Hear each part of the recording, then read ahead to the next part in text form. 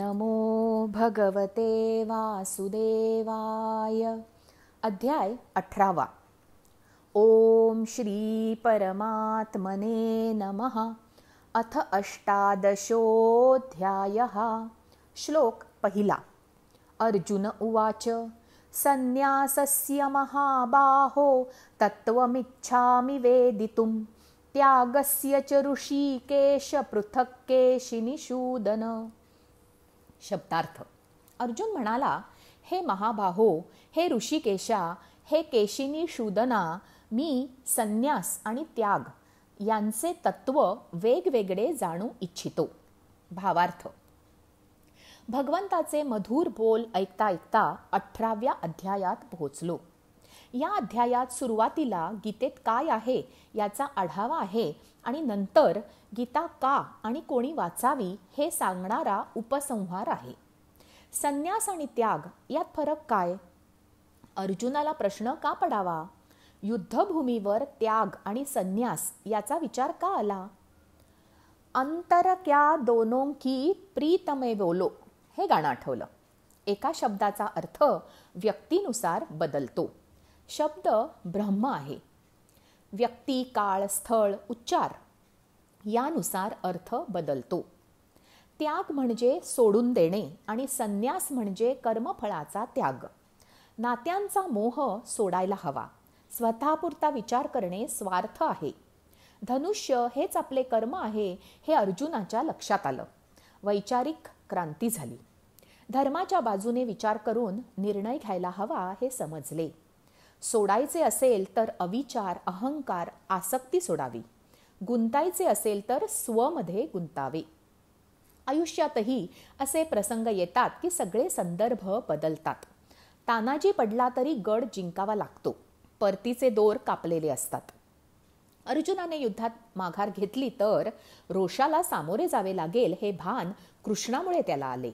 ज्याला कृष्णासारखा मित्र आहे त्याला चिंता करण्याचे कारण नाही.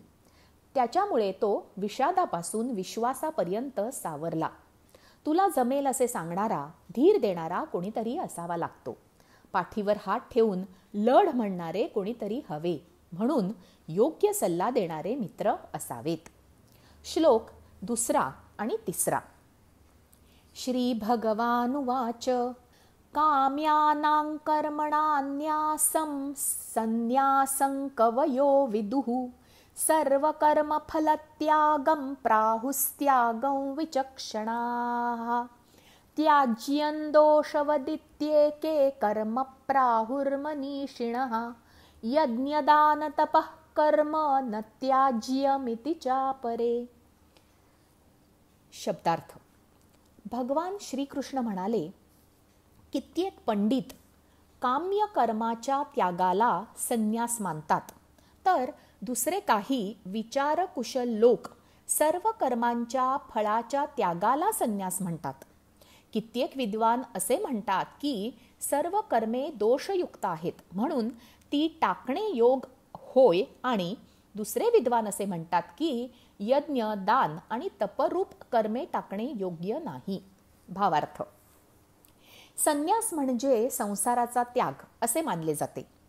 चालले मी घर सोडून, हिमालयात जातो असे उद्वेगाने बोलले जाते. गरजेल तो पडेल काय यानुसार गर्जना होत असतात. गजानन महाराज म्हणतात, संसाराला कंटाळून रागाने किंवा निराशेने तो सोडणे ही निवृत्ती नाही. विरक्ती येईल तो खरा संन्यास. अलिप्तता ही प्रवृत्ती झाली की सोडावे लागत नाही, कारण सोडण्यास काही धरलेले नसते. सोडतो म्हणणे याचा अर्थ धरलेला आहे हे नक्की. धरलंय म्हटल्यावर मोह आहे. असे असताना सोडलं म्हटलं तरी मनात मोह असणार. असा फुसका संन्यासी होऊन ना परमार्थ साधता येतो ना स्वार्थ. जोपर्यंत मनात इच्छा आहेत तोपर्यंत संसार सुटत नाही. अगदी संन्यास घेतला तर तिथेही सगळं जमा करणार. निवृत्ती ही प्रवृत्ती होईल तेव्हा संसारात राहूनही परमार्थ साधता येतो. संसार ही देखील एक परीक्षा आहे. स्वतःच्या अडीअडचणींकडे अलिप्तपणे पाहता येणे अवघड असते. ज्याच्या वृत्ती विरक्त झाल्या त्याने संन्यास घ्यावा. 12 वाजता काय मिळेल याचा विचार मनात येतो तोपर्यंत संसार सुटत नाही. ज्ञानी असे मानतात की काम्य कर्माचा त्याग म्हणजे संन्यास. विशिष्ट फलाची कामना मनात धरून जी कर्मे केली जातात ती काम्य कर्मे होत. उदाहरणार्थ स्वर्ग, यश, वृष्टी, पुत्र, संकटनाश, रोग निवारण इत्यादी उद्देशांनी केलेली कर्मे. यज्ञ, तीर्थयात्रा, सत्यनारायण, नवस इत्यादी कर्मे विहित असून त्यांनी पुण्यप्राप्ती होते. काही विशिष्ट गोष्टीची इच्छा होऊन त्यासाठी शास्त्रास अनुसरून जे कर्म करतात ते काम्य कर्म होय. जी कर्मे स्वतःच्या फायद्यासाठी केली जातात ती सर्वच काम्य कर्मे आहेत. यज्ञ, दान, तप ही कर्मे सुद्धा काम्य कर्मच, कारण त्यापासून पुण्य मिळते आणि ते माणसाला हवे असते. मग ती कर्मे करावी की न करावी असा प्रश्न निर्माण होतो. काही विचारवंतांच्या दृष्टीने निरपेक्ष वृत्तीने कर्म करणे म्हणजे संन्यास. काय मिळेल किंवा काय हवे हे न ठरवता कर्म केले की त्या वृत्तीला संन्यस्त म्हणावे. गीतेला असाच संन्यास अपेक्षित आहे. श्लोक 4 आणि 5. निश्चयं शृणु मे तत्र त्यागे भरतसत्तम त्यागो हि पुरुषौ व्याघ्र त्रिविधः संप्रकीर्तितः यज्ञदानतपः कर्म न त्याज्यं कार्यमेव तत् यज्ञोदानं तपश्चैव पावनानि मनीषिणाम्. शब्दार्थ: पुरुष श्रेष्ठ अर्जुना, संन्यास आणि त्याग या दोहोंपैकी प्रथम त्यागाच्या बाबतीत माझा निर्णय ऐक. कारण सात्विक, राजस व तामस या भेदांमुळे 3 प्रकारचा त्याग सांगितला गेला आहे. यज्ञ, दान आणि तपरूप कर्म टाकणे योग्य नाही. उलट ते अवश्य केले पाहिजे, कारण यज्ञ, दान व तप ही 3ही कर्मे बुद्धिमान माणसांना पवित्र करणारी आहेत.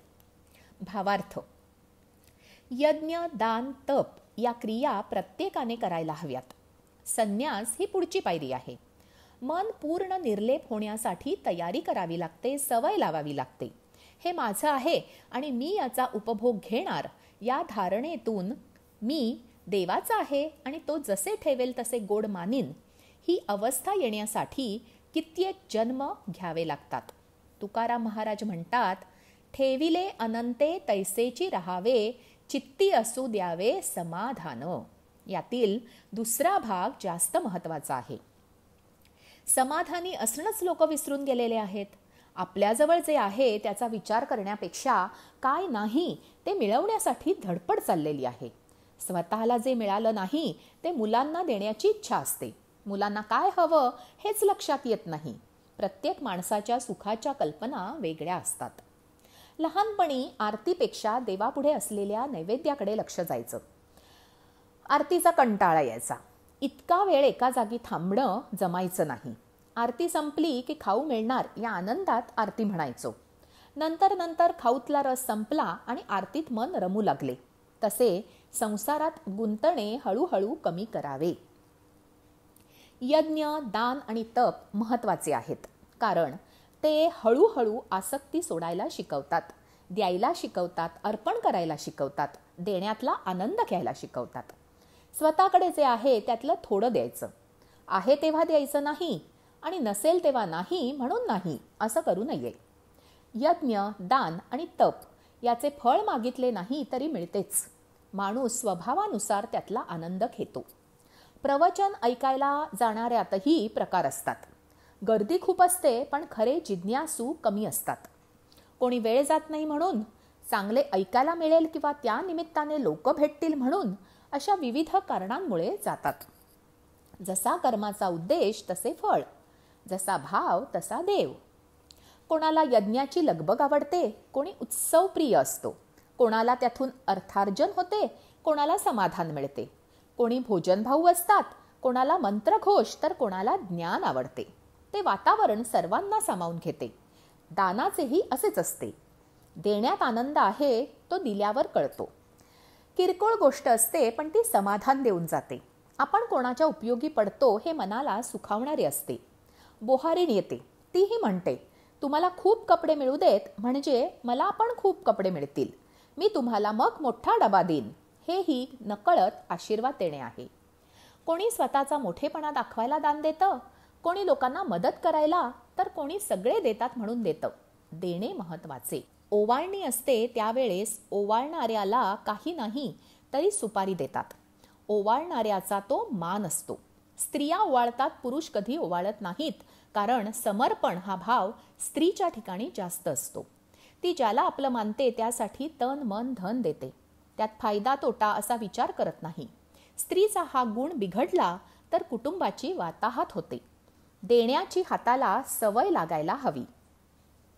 तप ही मात्र वैयक्तिक गोष्ट असते. एक ध्यास मनात घेऊन त्याचा पाठपुरावा करणे प्रगतीपथावर नेणारे असते. हे ज्याचे त्याने करावे लागते. माझ्या वाटणीचे तू कर असे होऊ शकत नाही.